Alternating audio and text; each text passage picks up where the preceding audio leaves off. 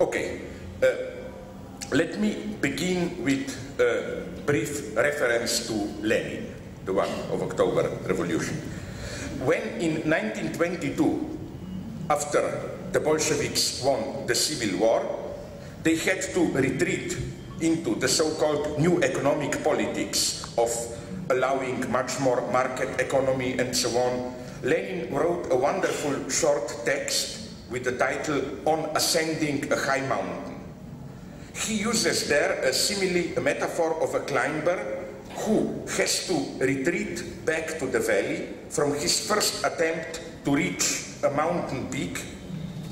He uses this metaphor in order to describe what a retreat means in a revolutionary process. After enumerating all the achievements and failures of the first 5 years of Soviet power, Lenin concludes, quote, "Communists who have no illusions, who do not give way to despondency, and who preserve their strength and flexibility to begin from the beginning over and over again in approaching an extremely difficult task are not doomed, and in all probability will not perish," end of quote.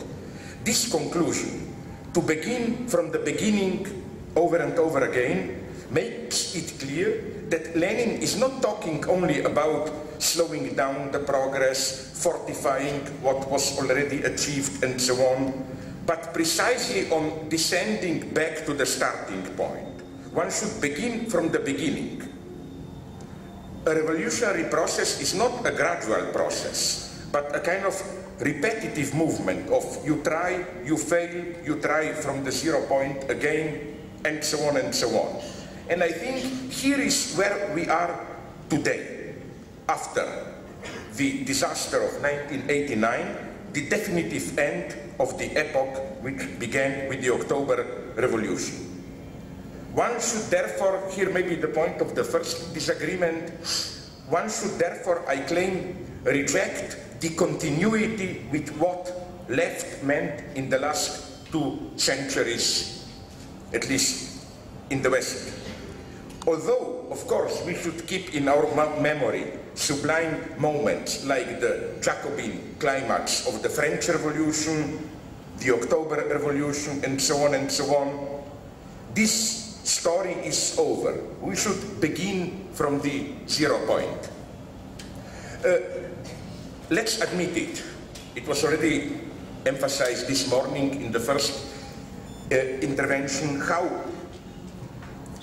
it seems as if capitalism triumphed. The most reliable sign of capitalism's ideological triumph is, at least in the West, in the last decades, the virtual disappearance of the very term capitalism.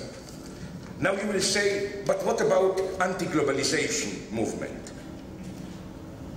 I think that a close look quickly shows how anti-globalization movement, and this is for me its limitation, succumbs to the temptation to transform a critique of capitalism itself, centered on economic mechanisms, forms of work organization, profit extraction, and so on, into a critique of imperialism. Now let me avoid a misunderstanding, my God.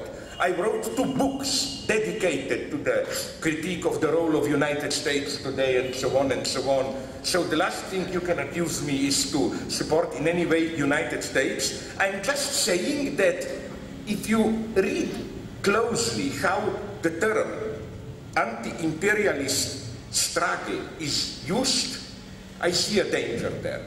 The danger is that by, how should I put it, personalizing the enemy, by talking instead of capitalism about American imperialism, you sustain a very dangerous dream. The dream of, again, you see, I'm just enumerating misunderstandings, and then I humbly wait for you to counterattack. A dream which I considered a very dangerous, potentially reactionary dream, a dream of alternate modernity. A dream that, you know, the West, at least in Western Europe, did it in one way, in their own way, this liberal, exploitative, individualist capitalism. We can do it in a different way. We can have modernization and so on without all that. I think this is a dangerous trap. If you think this, you, as they say in English, which is not my mother tongue, you want to have a cake and eat it. You want capitalist modernity without paying the price for it, with all the antagonisms and so on and so on. The dream is that the horrors, struggles, wars generated by capitalism are just something basically proper to West European capitalism, and that we can, or you or whoever, can do it in a different way. Why am I skeptical about this? Because, you know, in Europe, throughout the at least first half of the 20th century, we had one big movement of alternate modernity. It is called fascism. Fascism is precisely a project of alternate modernity, of we can have technology, industry, everything, but, as they put it, without the Jewish corruption, class struggle, we can maintain harmonious society, and so on and so on. So we should be very clear here. Modernization means today capitalist modernization. And I'm not saying, I'm not a kind of a crazy radical, pseudo-radical leftist who thinks reject capitalism, whatever. I am aware of the constellation in which we are. All I'm saying is we should be aware that the antagonism, the contradiction, to use the old Marxist term, is not in some wrong application or local, culturally conditioned version of capitalism.